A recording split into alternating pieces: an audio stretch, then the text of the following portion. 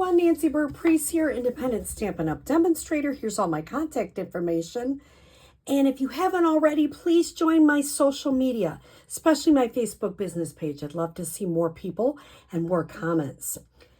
Today we are doing a fun ink to block technique. I saw this a few years back and I've seen different people do it. This one is just really a neat technique. I'm using two colors, Old Olive, Darling Duckling, and I am using Memento Black. I'm using a new July special that just came out, online exclusive, Prairie Grass, which I love. And I'm only using these two little birds in Everyday Arches. So I'm going to move things way out of the way, because when we do this, it's messy. I'm in messy technique mode, which I really love. So I'm going to move my paper way over there, and I am going to ink up, as soon as I get this open, half of my block. Okay, that's all I do with Darling Duckling. Easy peasy, lemon squeezy. Then I'm going to ink the other half with Old Olive. And if they get on each other a little, that's totally fine. Okay, so I've got those two, and you notice it's not exactly even. That's totally fine. Not a problem. Now the fun part. I'm going to take a Stampin' Spritzer, and I do love this because it's just the right amount of spritzing, and I'm going to spritz. You want that ink to sort of run a little bit. Not like super amount. Like if it runs off there, that's why we're going to do it on scrap. Totally okay. And I'm going to bring my paper over. And I'm going to put that right on there. Isn't that a cool technique? Not exactly. It's going to be different every single time you do it, which is what I love about this technique. Now, you don't want it so wet, that it's running everywhere, but you want it pretty wet. I'm going to move this off because this is kind of going to go in my trash here. And I'm going to bring back this. And I'm going to have to put in the comments. I did see this, I can't remember which demonstrator, but I really liked her technique. So you notice that I have an inside white also. Now, the outside is thick basic white, 4 1/4 by 11, scored at 5 1/2, and it opens that way, just a little different. So I can go ahead while I'm letting that dry for a minute and stamp the inside, and I'll show you how I got those fun dots. So I'm going to take my, I don't know, cattails, I think is what they are.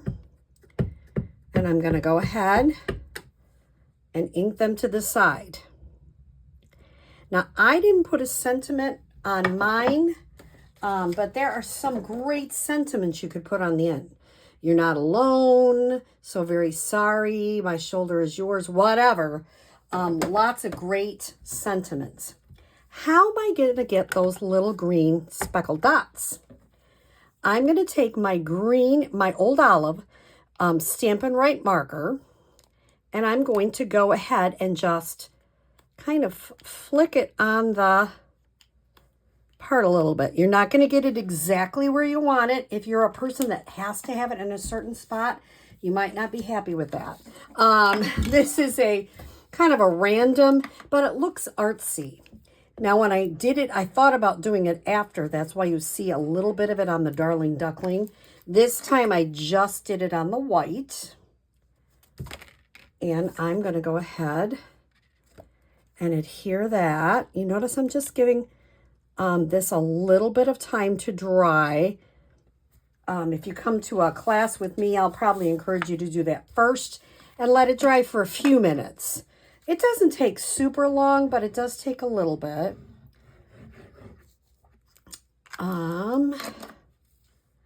And I'm going to adhere that on the inside. Then on the outside, I'm going to stamp my cattails again.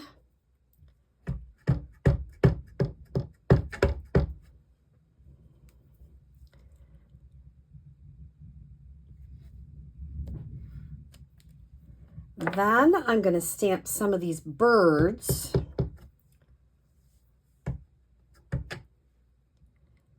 Just to kind of add a little bit of something. Then I always encourage people in my classes to punch first. No, sorry, I just said it wrong. Can't believe I said that.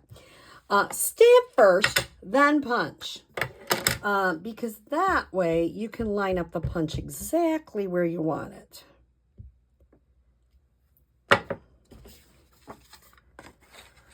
And this is lovely, no. It's a label punch. It is still current. Let's see if I can find it. Golly gee, what the name of this label punch is. Now, if you have used our catalog, I'm going to just put this down so I don't put something in it. In the back, we do have some tool references, which is so helpful. So let me see if I can find the punches. There's all our designer series paper, our adhesives, our blocks, our embossing folders, and here's our punches. And oh no, these are some of the dies. Sorry, said it wrong. Here's our punches. This is labeled with love. So some great punches to use on projects. This one is a great example. I'm going to go back and add a little bit of this dotting effect. You know why I did it at first? You're going to laugh because sometimes when you do this technique, you get a little extra dot or something. And I thought, you know what? I'm going to make the dot a part of this whole project. So I went ahead and added more. So it looked very artsy, even though it was kind of a mistake. And that's what I love, when mistakes become an artful thing that you really enjoy. Now, you notice some of the layer sizes are a little different. So both my inside and outside Darling Ducklings are 5 by 3 3/4. Both the outside whites are 3.5 by 4 3/4. So they're a little bit smaller because it makes it kind of a better size to kind of give you a little extra around it. So I'm going to go adhere that to my card base.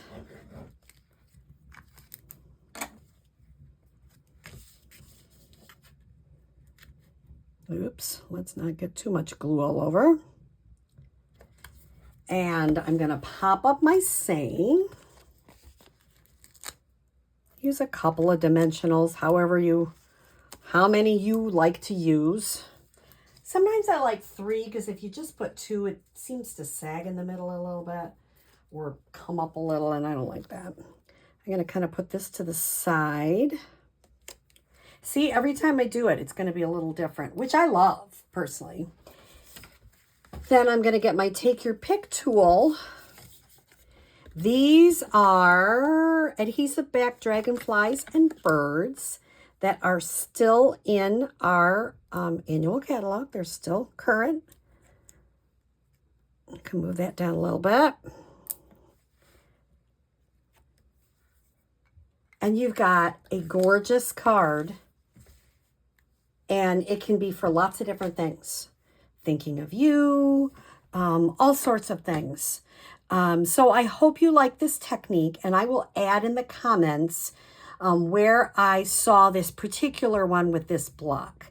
I Cannot remember the demonstrator's name right now, but I will add that in the comments.